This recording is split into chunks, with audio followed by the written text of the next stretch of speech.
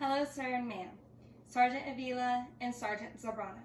My name is Sergeant Love, and I'm going to be doing a presentation today over the foundations of Army leadership. Today's classification is unclassified. A few risks would be tripping hazards. Please make sure you're watching where you're stepping. In case of a fire, please make sure you know your exits and exit the building safely and calmly and as fast as possible. If there's a burglar, please make sure that you run, hide, and fight and call 911 as soon as possible. The weather should not be a problem today since we are inside, but in case of a tornado, please make sure you find cover and stay safe. Also, please make sure you are staying hydrated. We do not want anyone to get dehydrated. Our agenda today is going over the Army Leadership Requirement Model, the Army Values, 3 levelships of Army Leadership, FN 6-22, and then I'll leave with any questions. Foundation of Army Leadership. Leadership requirements has grounded itself in historical experience and determinations of what works best for the Army. The Leadership Requirement Model identifies core competencies and establishes the capabilities for all leaders. 3 consistent factors that affect the dynamic of leadership are the leader, the led, and the situation. Implementing the Army values in any position makes for good influence and leadership. The Army acknowledges 3 levels of leadership, being direct, organizational, and strategic. So what else builds the foundation of the Army leadership? The Be, Know, Do model, as shown up here on the screen, shows that the Army leader has character, presence, intellect, leads, develops, and achieves. Character leaders are responsible for demonstrating good character and inspiring others to do the same. Important attributes of character are Army values, empathy, warrior ethos, discipline, and humility.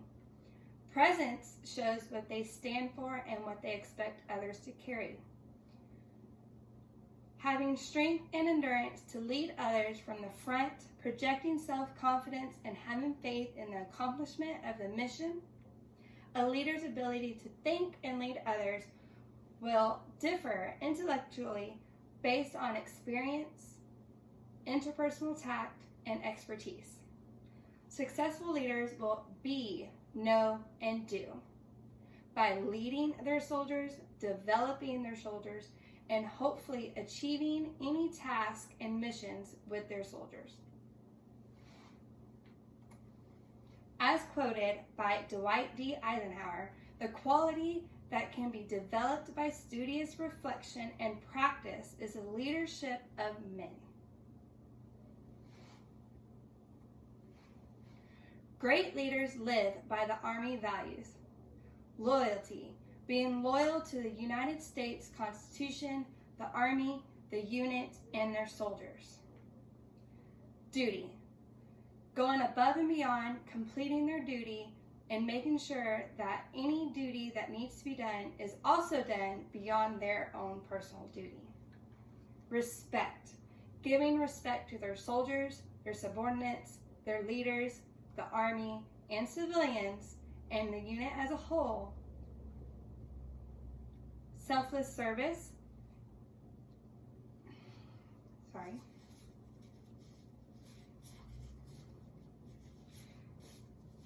putting the welfare of others, their unit, and the Army before oneself. Honor, living up to all of the Army values. Integrity, doing what's right when no one else is watching, living up to the Army values, being loyal, doing their duty, always doing what's right. And personal courage. facing fear and danger or adversity, both physically and mentally, in all aspects of their career. The ultimate foundation of being a leader, LDRSHIP, the Army values. As you can see on here, there's 3 levels of the Army leadership: direct, organizational, and strategic. Direct leaders typically are dealing with cohesion, procedures, and motivating their soldiers. They normally are dealing with individual, group-oriented tasks, and they predominantly are influencing and have an interpersonal nature. The next leader is organizational leaders. These leaders are typically dealing with climate, policies, and direction of not only a squad, but a platoon as well. They are also dealing with organizational systems and processes and perspectives, predominantly operating and maintaining in nature. The next leader is the strategic leader. They are typically dealing with culture, values, and purpose. They work globally, regionally, socially, and nationally perspective. So they are higher in the usually found in the higher rankings, such as officers. They predominantly are improving and building in nature.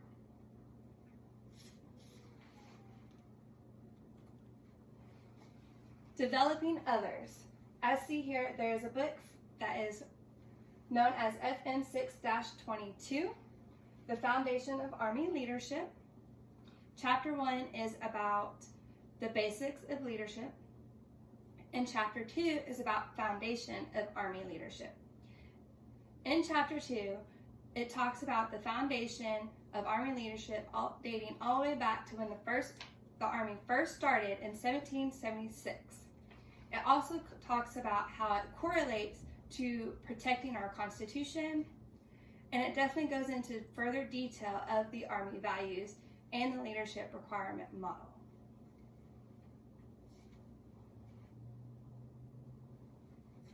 Do we have any questions?